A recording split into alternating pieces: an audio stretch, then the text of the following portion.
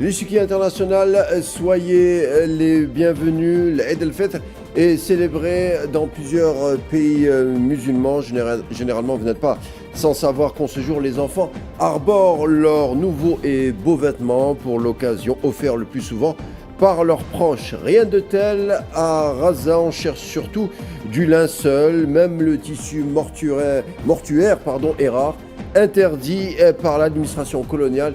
Allez savoir pourquoi, et du linceul, on en chercherait désespérément, étant donné que la nuit dernière, des frappes sionistes ont fait 43 morts, dont 19 inhumés rien qu'à Khan Younes. Le mois de mars se conclura donc comme il a débuté, avec un cessez-le-feu jamais vraiment respecté, et des morts, des décombres, des pleurs, et le silence de l'extérieur, ce qui demeure pour les Razaouis, le courage, les armes et les prières, comme celle organisée au milieu des décombres pour célébrer la fin du mois de jeûne. Et puis nous irons prendre dans un deuxième temps, ce soir, la température en Syrie.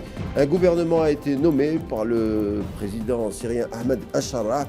Quelles mesures prendre pour endiguer les crises et les violences internes et externes que subit la région? On en parle et c'est tout de suite.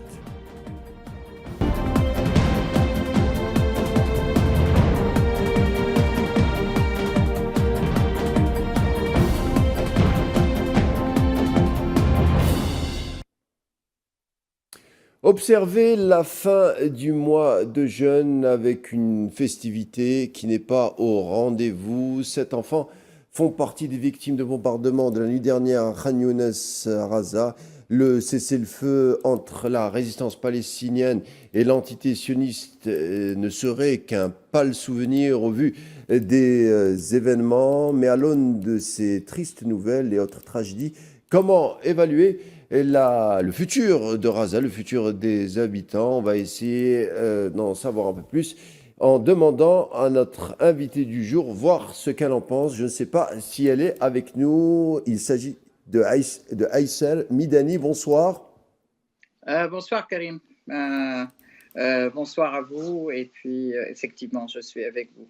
Bah, Et à tant tous mieux, les on s'en réjouit. téléspectateurs. On s'en Et réjouit merci. beaucoup. Aïssel Midani, Merci de auteure, votre militante, invitation. conférencière. Alors, Aïssa Midani, Gaza continue d'enterrer ses morts. 43 victimes, on le disait, lors de bombardements de la nuit dernière, dont 7 enfants. On le disait également, le cessez-le-feu conclu fin janvier a une courte durée de vie, visiblement. Mais entre nous, il fallait peut-être s'y attendre.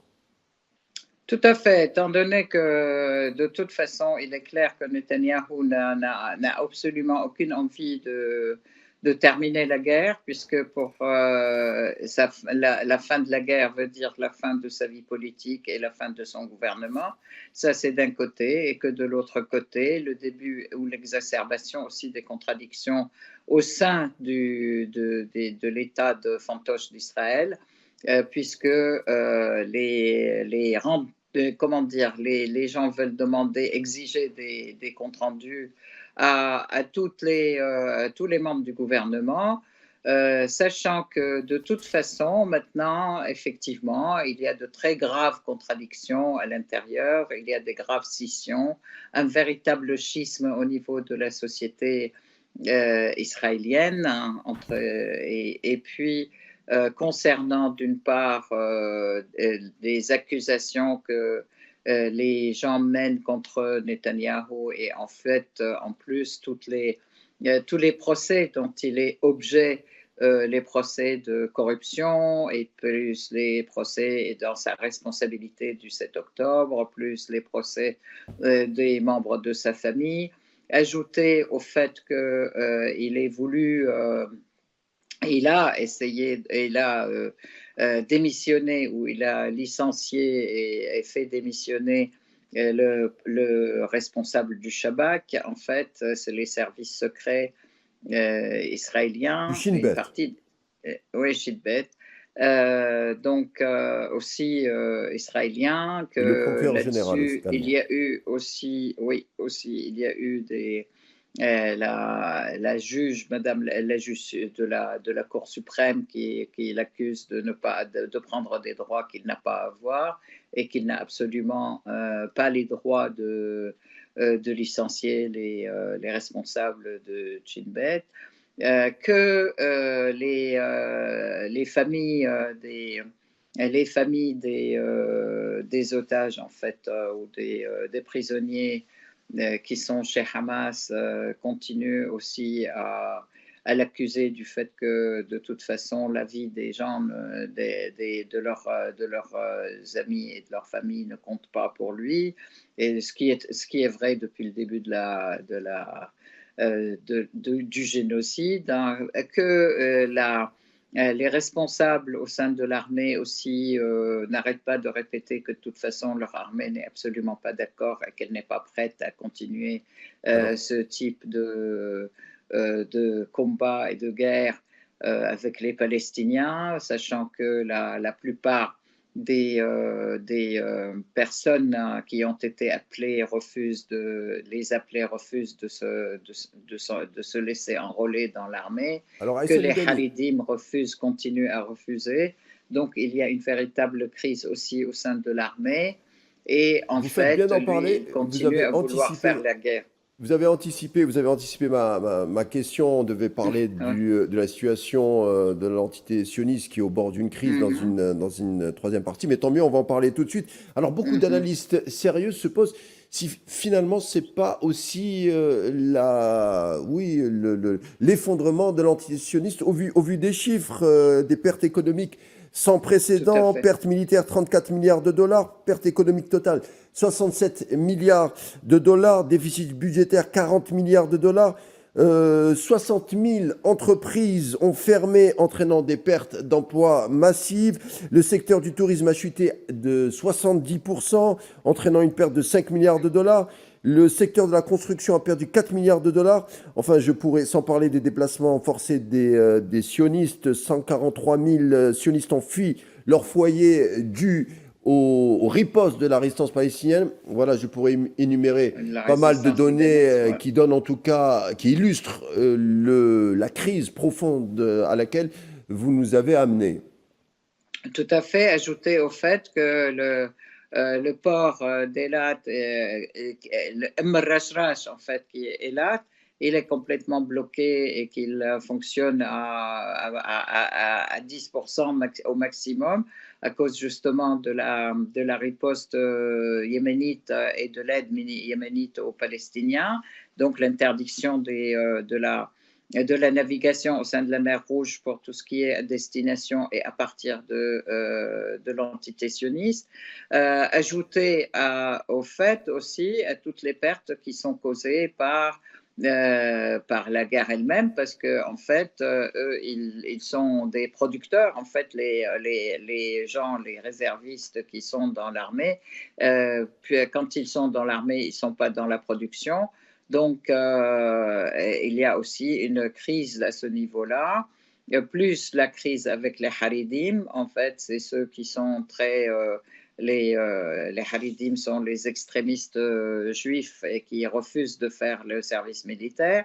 Donc, il y a vraiment un problème de recrutement au sein de l'armée, il y a un problème économique, il y a un problème politique, et en fait, les responsables de l'armée accusent les politiques de ne pas se rendre compte de la réalité, et ils Alors, accusent clairement d'ailleurs Netanyahou de faire courir Israël à sa perte, alors il y à a sa fin. aussi également un exode juif inversé, 100 000 juifs ayant quitté l'entité sioniste en 2024. Il s'agit du taux d'émigration le plus élevé depuis des décennies. Mais Aïssa Midani, je vous propose de revenir 500 000 qui sont partis et qui ne reviennent pas. 500 000, moi j'ai eu 100 000 Ouais, juste rien que pour ouais, l'année ouais. 2024. Ah, d'accord. Voilà, juste l'année Depuis le 2024, 7 100 000, octobre, mais depuis j'imagine le que 7 l'exode est octobre beaucoup plus 2023, important c'est que les ça, chiffres. c'est 500 000. Voilà. Exactement. On revient à Et il Raza faut Sid. croire Allez-y. que ça va continuer dans ce sens, effectivement, puisque les habitants des colonies du Nord ne pourront pas revenir ou ne veulent pas revenir à leur vie, à leur maison. Et puis, toutes les colonies qui entourent Gaza aussi, les habitants de ces colonies ne veulent absolument pas revenir à leur maison. Voilà. Alors on revient sur proprement parler le terrain Razaoui. L'armée sioniste étend ses exactions, l'a dit, dans le sud de l'enclave, tandis que des nouveaux pourparlers se poursuivent encore pour espérer encore un cessez-le-feu sous l'égide de l'Égypte et du Qatar. Alors beaucoup d'analystes se posaient la question sur l'effet Trump concernant ce dossier. On se souvient des médias disaient en janvier, fin janvier, que Steve Witkoff, l'envoyé spécial de Donald Trump au Moyen-Orient, présenté comme l'un des personnages clés dans la négociation de la trêve du 19 janvier, il aurait été celui qui a réussi à tordre le bras de Benjamin Netanyahou, disaient les journaux américains, pour parvenir à un accord pour stopper le génocide. Pour l'heure, les Palestiniens, en tout cas, ne voient pas trop la différence entre l'ancienne administration et celle de Trump au vu des bombardements et des massacres qui se poursuivent en ce premier jour de l'Aïd en Palestine. Tout à fait. En fait, il faut savoir que effectivement, Trump a mis son poids pour qu'il y ait une acceptation de ce premier cessez-le-feu qui était d'ailleurs très respecté de la part des Palestiniens et relativement et peu respecté de la part des Israéliens. À chaque fois, il fallait refaire des pressions, etc. Il faut savoir aussi que tout ce qui concerne l'entrée des aides, pas seulement humanitaires, mais l'entrée des marchandises et de l'alimentation et puis des produits sanitaires à Gaza ils sont bloqués maintenant depuis 3 semaines, voire 4 semaines, et que pendant le cessez-le-feu, les 60 jours du cessez-le-feu, il y a eu 50% seulement des aides qui sont rentrées, enfin pas des aides, mais de ces échanges, hein, mais aussi des aides. Hein. Donc ça a été vraiment un gros problème. Alors que les Palestiniens ont respecté scrupuleusement toutes les échéances et le calendrier et la libération des prisonniers israéliens. Mais à chaque fois aussi, les Israéliens tergiversaient pour ce qui est la libération des prisonniers palestiniens aussi Et, en contrepartie. Ça, et c'est on un a dit, premier point. Le deuxième point, c'est que effectivement, on est arrivé au début de la phase, à la fin de la phase 1, et il fallait discuter la phase 2. Et voilà que Netanyahou aussi rejette la possibilité, il ne veut plus y aller, etc. Entre-temps, Trump a accédé au pouvoir et a appuyé fortement la politique de génocide de Netanyahou. Il lui a livré aussi des armes très, comment dire, très, même de des armes pointe. interdites, donc voilà, des armes mortelles qui tuent et les grosses bombes en fait de 2000 kilos. Et donc c'est aussi, il a pris beaucoup de renforts et en fait, il est allé de plus belle malgré la présence des médiateurs, donc l'Égypte et le Le Qatar, Qatar. et puis les États-Unis qui carrément ont viré de bord puisque de toute façon, ils essayaient de jouer le rôle de médiateur. Actuellement, ils ont un parti pris complètement du côté israélien. Hassan Midani, Les bombardements, oui, ils ont quand même aussi complètement bombardé, les Américains et les Britanniques ont bombardé le Yémen qui continue, qui on va en parler. affirme son renfort et son soutien à la résistance palestinienne. Donc, il y a eu des bombardements absolument criminels contre le Yémen, et c'est comme d'habitude sur les quartiers résidentiels, sur les civils, faisant aussi des morts et des blessés, visant à détruire aussi ces bombardements visaient à détruire l'infrastructure, et alors que effectivement le peuple yéménite n'en rate pas une occasion, et on l'a vu hier dans la journée internationale de Quds, ne rate pas une occasion pour affirmer sa volonté de continuer de toute façon et que rien ne nous dissuadera du soutien de nos amis palestiniens, de nos frères palestiniens, c'est un devoir national, c'est un devoir religieux et c'est un devoir humain de tout notre cœur. On continuera à le faire, même et que si aujourd'hui il y a des morts et des blessés chez nous, mais c'est un tribut que de notre participation à la libération de la Palestine et à la résistance palestinienne. Donc là, ça continue aussi. De l'autre côté, Israël a élargi aussi ces bombardements contre le Liban, contre le sud Liban. Ils ont pris ils ont bombardé tous les villages du sud aussi où la population a décidé de reprendre ces villes et ces maisons. Donc il y a eu des morts et des blessés et ils ont bombardé, ils ont pratiquement anéanti la possibilité de vie dans 4 villages, dans les 4 villages dans lesquels ils n'ont jamais pu oser mettre les pieds lors des combats. Parce que c'est sous le cessez-le-feu, ils continuent à envahir, à pilonner et je voulais vous entendre. À détruire dans ces villages. C'est les Je voulais villages vous entendre sur frontaliers deux, du trois sud Liban. points. Je voulais vous entendre également sur deux, trois points. Vous êtes actuellement en France, un bilan des Ouais. Palestiniens qui s'alourdit dans l'indifférence totale, vous en avez parlé, hein, dans l'indifférence Mm. totale des médias européens et d'ailleurs même des gouvernements occidentaux, entre morts directes et indirectes. La prestigieuse revue médicale de Lancet parle de 256 000 morts depuis plus d'une année, alors que les médias Mm. occidentaux, et notamment français, trop occupés à monter en épingle des affaires pour nourrir, pour couvrir ces exactions. Ils montent en épingle des espèces de fausses affaires pour couvrir tout ça, comme par exemple la crise qui traverse la diplomatie entre Alger et Paris.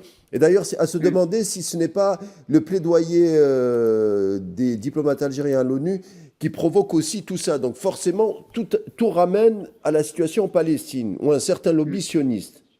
Mm.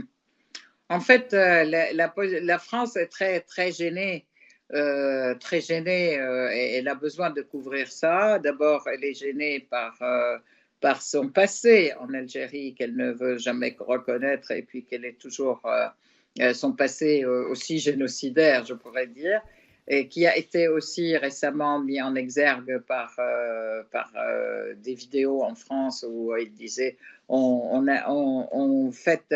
parle des massacres d'Oradour-sur-Glane, mais en fait, nous, on en a fait plein en Algérie.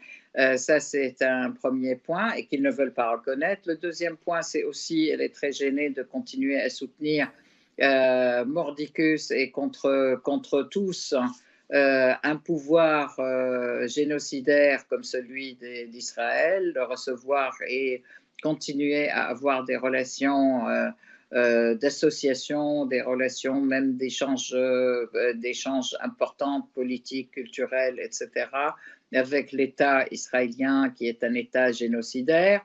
Et puis, est gêné aussi du fait que de plus en plus de pays continuent à aussi porter plainte dans la Cour pénale internationale et dans la Cour internationale de justice contre Israël et contre tous les complices d'Israël, notamment pour ce qui était de l'Allemagne.